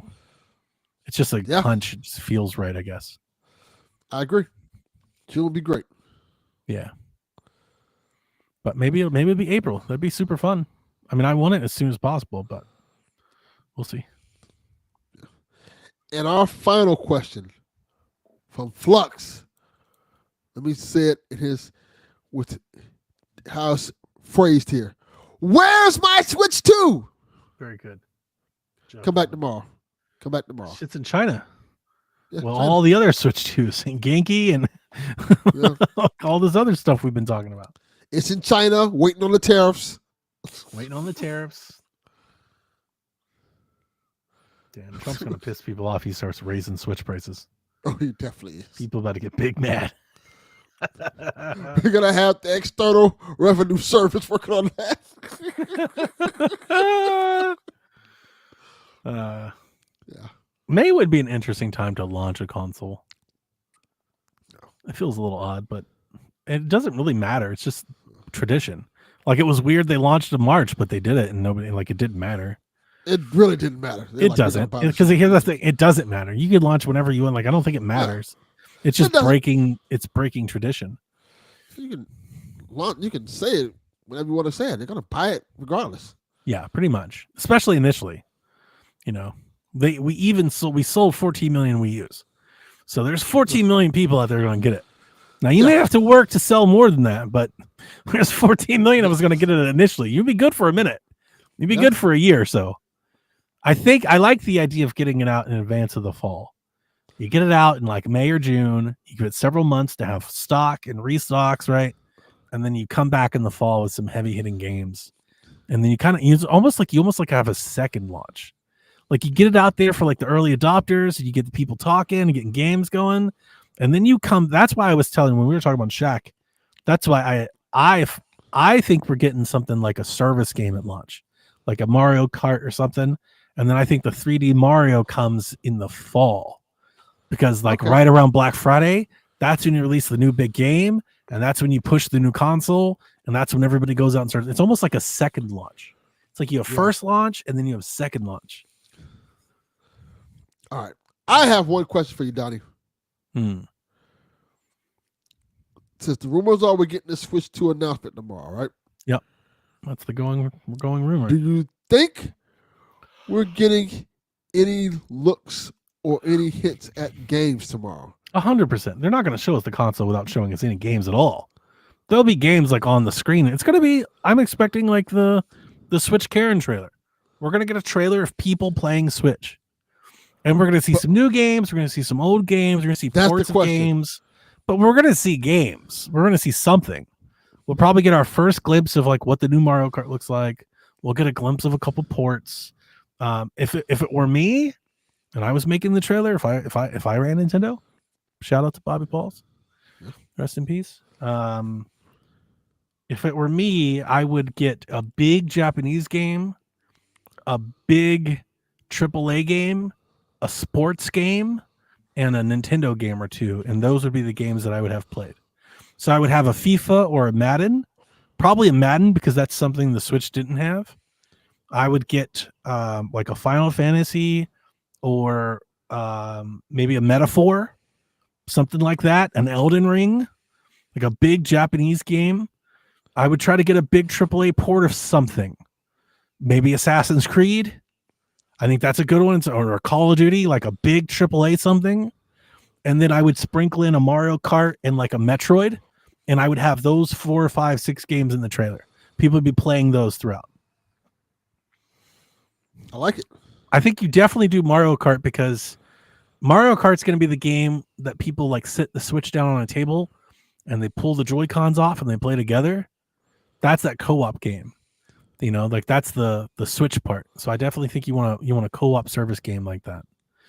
And then the other games, like I could see like a dad or like a dude sitting at home on the TV playing Elden Ring. Like it's that Skyrim moment, right? Like it's something like that. Or a Metaphor. Metaphor might be too obscure though. You want big. You wouldn't do Metaphor. You want big games that people recognize from image. Like you don't have to show them title. Like they just know what it is, right? Call of Duty, Madden, Skyrim. Like these are games people just recognize. I know what that is. You know, I just don't know what those are right now. You know, what are the world's most popular games right now? Johnny 32 jokes. It says Indiana Jones, but no, that's one of them. That would be. It could be, but the problem with that is it Indiana Jones first person? Yeah, I could see people seeing that and being like, "What is that?" Well, they do show Indy. Like Halo could be like if that's a real thing. Oh fuck, a moment of Halo. That's it. That would be huge. What are the big ports? Like look, I've said it before. I'm gonna keep saying it. Cyberpunk. You show somebody playing Cyberpunk on the Switch 2, that conveys to people this is a new generation. This is something you couldn't. Yeah, this is a big deal. It runs Cyberpunk. You know, like Cyberpunk is that Crisis, that Skyrim of a new generation. So I think something like that is I think Assassin's Creed fits in that same mold. And there's lots of rumors this week. We'll talk about it on Shaq. There's lots of rumors this week that Ubisoft has multiple Assassin's Creeds in development for Switch 2. So if they are porting Mirage, for example, and it's a day one game, show a picture of a dude jumping off a tower assassinating someone. Yeah. Like that gets the point across. Like this is a big deal. It's a big jump. Switch 2 launching with Master Chief Collection would be nuts. I could see it. Assassin's Creed. That's where Microsoft. Look, I've had a lot of my ills about Microsoft, but like this is kind of the point I've been making the whole time. If you're gonna do it, then fucking do it. Quit fucking footing around with it. You know, like if you're gonna do it, then what are we doing here? Let's get fucking Halo on everything. Let's make Halo big. Launching with Halo and Assassin's Creed Shadows is incredible. So I could see it. That'd be dope. And that cool. Gets people talking. You know, the whole internet will light up if something like that were to happen. I think Final Fantasy. If there's Final Fantasy 7, if that's that picture in that's a big deal. 7 remake and 7 remake 2. Yeah, because it's got to be something symbolic or iconic that people can just realize think about it like you get to see in a trailer. Let's say the trailer's 30 seconds long. You're going to get to show 5 games. Those games are going to be on screen for 3 or 5 seconds apiece. So you have to convey what that game is to the viewer in 5 seconds or less. Right? So like an assassin jumping off a tower does that. A Call of Duty gun shooting does that. A Mario Kart, right? A 3D Mario. Like these are the certain the Elden Ring. Everybody knows what Elden Ring is. Even if you don't play it, you just know what it is when you see it. Those would be the type of games I would imagine we're looking at. I could see a Metroid in there. With Nintendo and a new console, you can never rule out like a Pokemon. You know, they give you a glimpse of what Pokemon looks like. That could be possible. I don't know. But that's what I'm expecting anyway. That's a better way of putting it. That's what I would be expecting. Something like that. I'm excited for it. It's gonna be dope.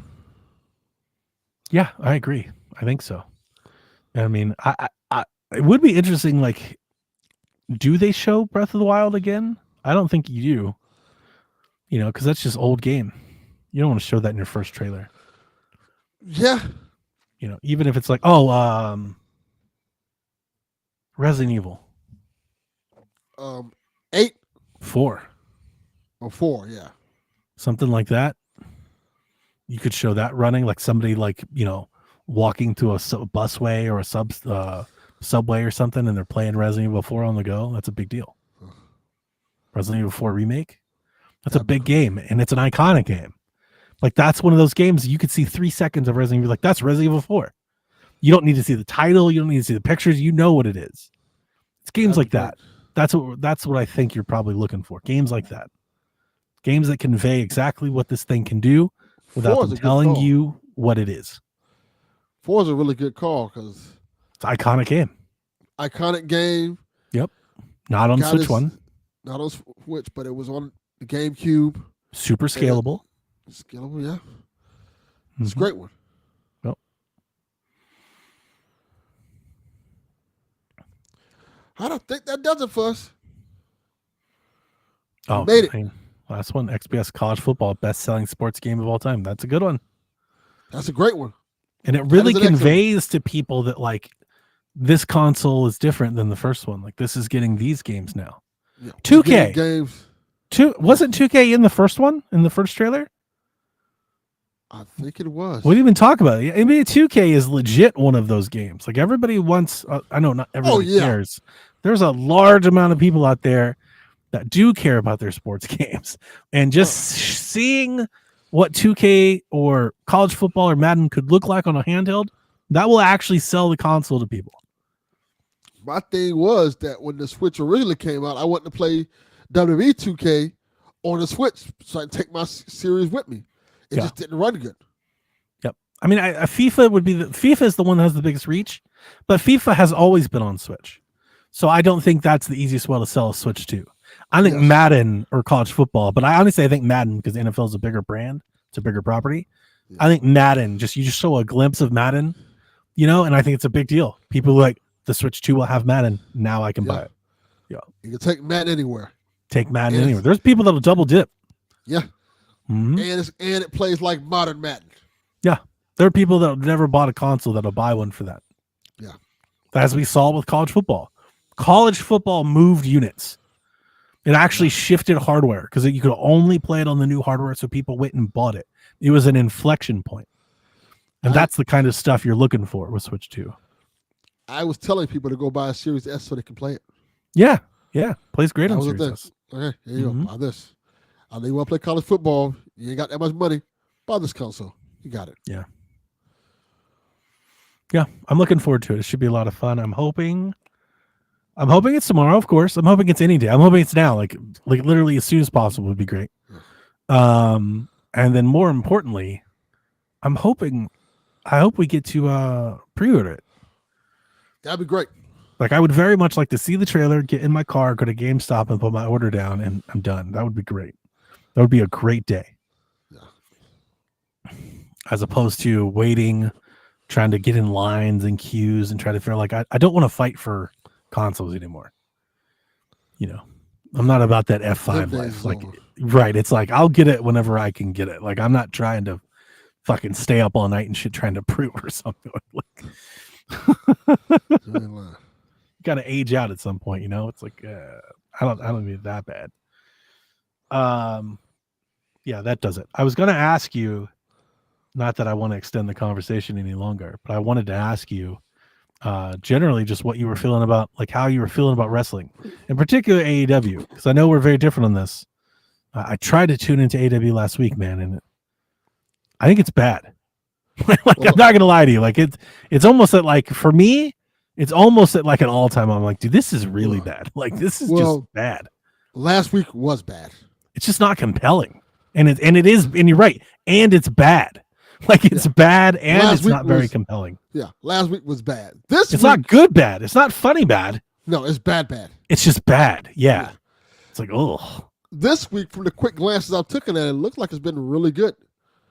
And doing a lot of stuff that I think is interesting, even though there's still some weird stuff. I didn't get to watch it. Maybe in context, I would enjoy it or understand it. But yeah, looks a lot better this week. That Jericho match was sad. Yeah. Samoa Joe's apparently back. Oh, that's good. Kenny Omega's back. All the fucking tag matches with fucking Dean Ambrose and stuff. It's like, oh. Yeah. That whole faction is bad. Yes, it is. It's very rough. Like, just stop. You got to know when to pull the plug at some point. Yes. Give it to the Hurt Business or something. Like, do something else. That's what they should give it to. Pivot. But, they're great. You know how I feel about AEW and their factions. They're just fucking, everybody's in 8 factions all the time. Yeah. It kind of loses its fear factor. When everybody's in a faction, it's not special. The whole point of the faction is that the numbers game overwhelms you. It's something for the face to chase and overcome and beat. But when everybody's a faction, there's nothing. You're all the same thing. And the problem I've had with it, at least with the Moxley faction, is he's not facing the factions I want him to face. It's just a shitty NWO. Yeah, it's like, all right, you have this faction, but no one cares about the faction. Like, all right, okay, cool. It's just like, a shitty NWO. Like, he should be facing the elite. People like that, the Hurt Business. I don't want to see him face random wrestler X. No. Well, no, it's not random. They got Edge and FTR. That's a thing. Now they do, but rated FTR. That was cool until they're like, hey, let's add fucking 93-year-old Chris Jericho in here. I don't think it's cool. I was like, why are we doing this? I was fine with that because it made somewhat sense. Like, okay, this is cool. I like FTR. I like Edge. Edge can still wrestle. I know people are like, oh, this is an old guy. It's not that it's old. It's I think his shtick is old. His character is tired. He's been kind of doing the same thing for like 5 years now. Like, his character is like the entrance. It's like, I'm gonna have the pop surprise. We're gonna do this on this stage. It's like, that's the character. I think in terms, there's not a whole lot. There's nothing more to it than that. Yeah, I think in terms of how this feud has been going, I think FTR and Edge makes perfect sense for him to feud with, as opposed to, hey, here's these baby faces just all of a sudden just team up together to face Mox. Like, oh, this doesn't make much sense. Oh, yeah. So yeah, I watched last week and I thought it was bad. Meanwhile, how are you feeling about Netflix, WWE on Netflix?